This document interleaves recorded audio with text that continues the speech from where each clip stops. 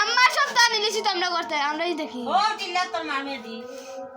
বেটা আল খাই এই রে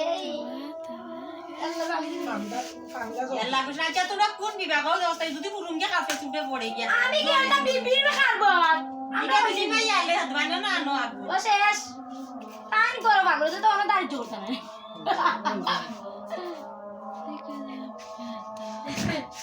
বিবিরা কোন বাচ্চি চো মারি গাল চো এ মন্ত্র দিলা খারাপ আনো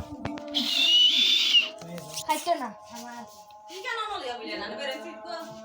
ওই তো না